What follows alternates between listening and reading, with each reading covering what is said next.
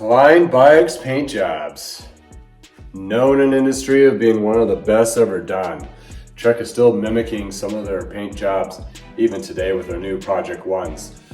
So this old guy, which is not too that old, but anyway, still has an immaculate paint job.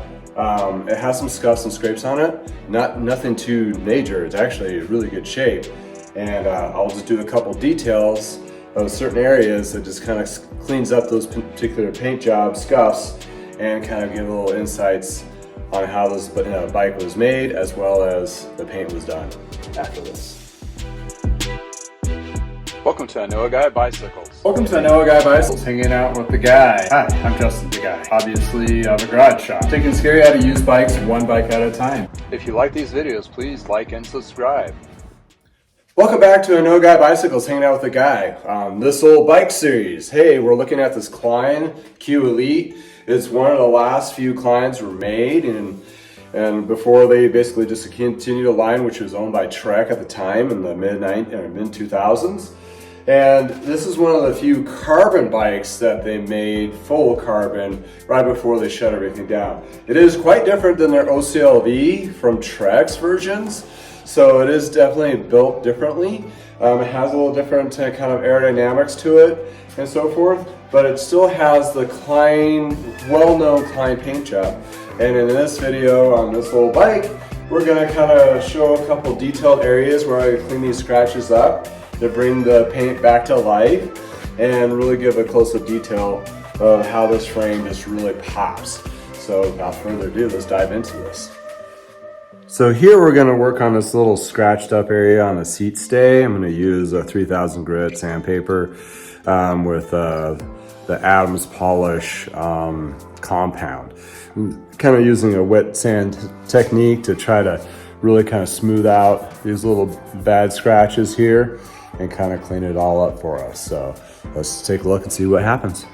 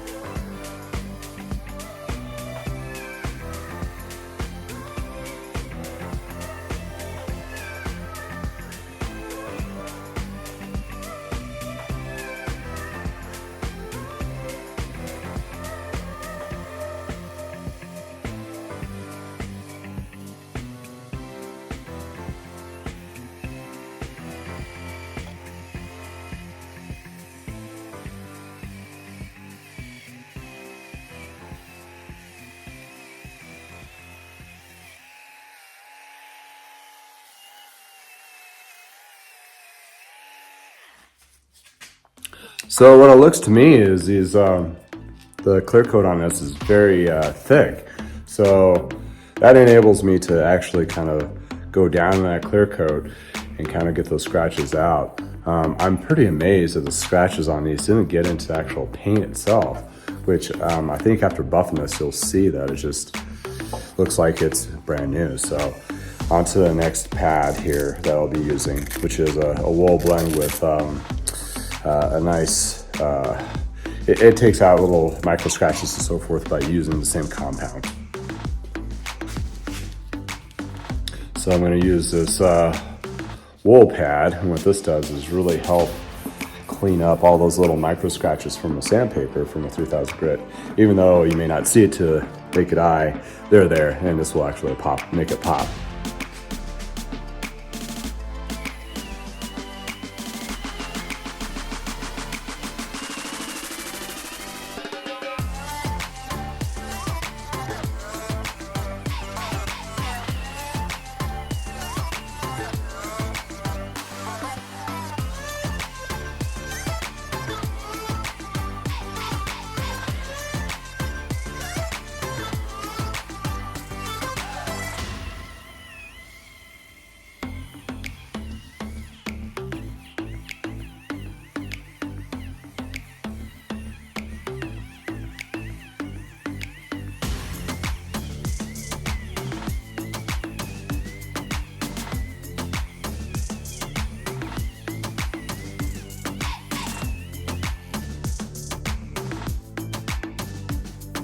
So at this point, I actually don't see or feel the scratches at all.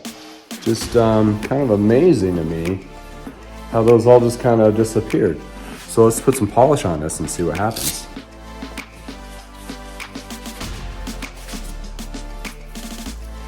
There you go with Adam's polish, a new pad.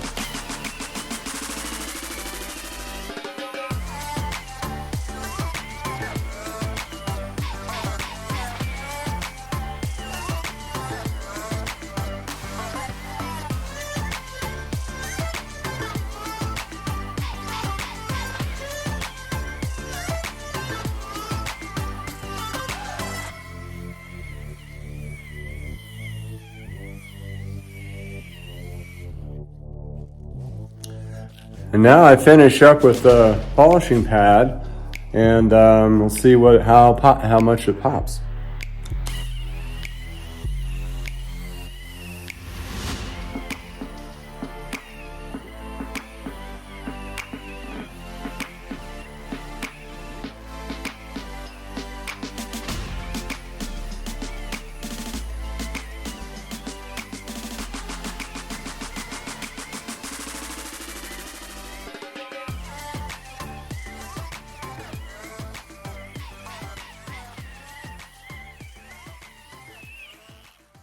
So looking at this and how well it hid those scratches, it's pretty amazing looking at it. I can barely see them in the reflection here. So you can kind of see the deep glitter on this guy. It's quite beautiful. And the scratches that were there, you can kind of see the little bevel of the actual scratch mark on the clear coat, but it didn't hit the actual paint underneath. So that it says the rest of this frame when I'm working on it, I'm gonna get out all those scratches for the most part and bring that polish back to life. So, you know, you can see the deep glitter on that. That's what's just amazing with these paint jobs from Klein. They just put so much into them. Even though, you know, later on in the Klein realm, when it got towards the end, they probably didn't spend as much as they did during the height of it, because I heard they spent a lot of money on some of their paints. And but this is still a pretty high grade quality paint job, especially if you can work out those scratches, which they actually did kind of look deep to me, thinking that I probably would have some light scarring. But to remind you, when you want to do this to your own bike, I would go underneath the actual bottom part here, or the bottom of the chainstays, and if you see some scratches there you want to clean up, do a test run and see how those pads respond to the clear coat and to the paint, because sometimes some paint jobs are very thin, and that could be problematic when you start cleaning it and you're all of a sudden you're like, oh man, it's now uglier than I started with. Do a couple test areas underneath to see how in depth and how responsive it is. And if you do have like a mess up, at least it's not out of, it's at least out of sight. Then you can proceed in small patches. And always, you know, light is polite. Go definitely with the lighter version. Don't just dig into it right off the bat. Sometimes you'll have to use a higher course, either a pad or a scrub to bring out some of those scratches or flakes of paint, clear coat, or what have you.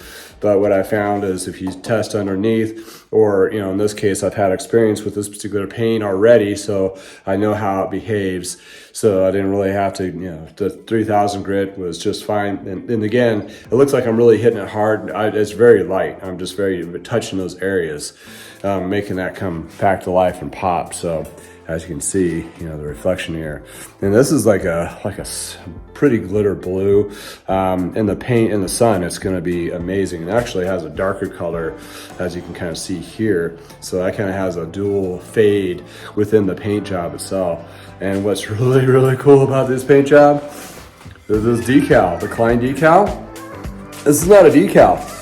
I don't know if I can really bring it out, but what it is what they did is when it's raw carbon, they stenciled the Klein name in there and also the head badge.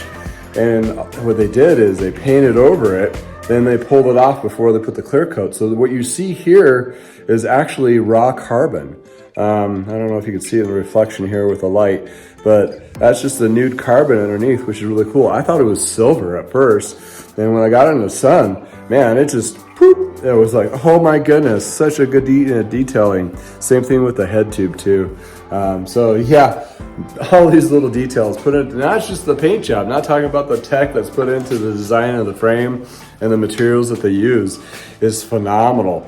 So if you have a chance by any means, at any of the Klein vintages, definitely, you know, if you have a stable of road bikes and you want to try something new, a Klein is something definitely you want to at least try.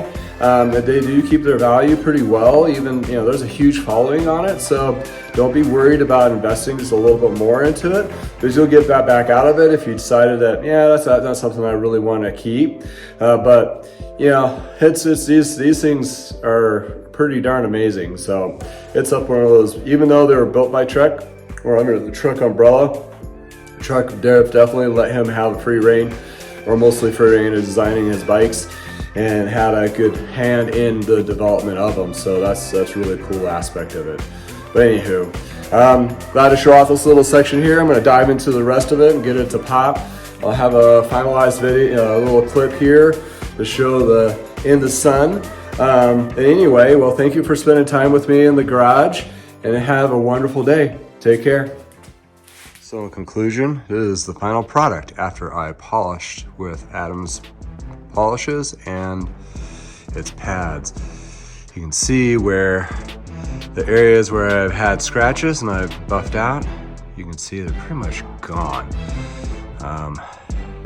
This is just amazing how this turned out. You can see it has a two-tone, actually I think it's like 3 different colors to it.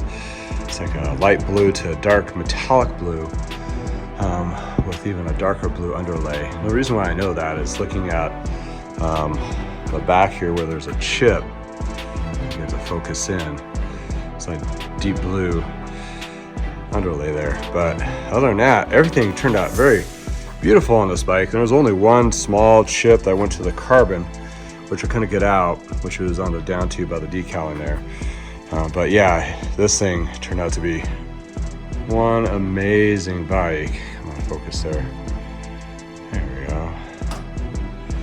So there you go. The Klein Q Elite, 63 centimeter. If you're this tall, boy, this would be a beautiful bike to ride.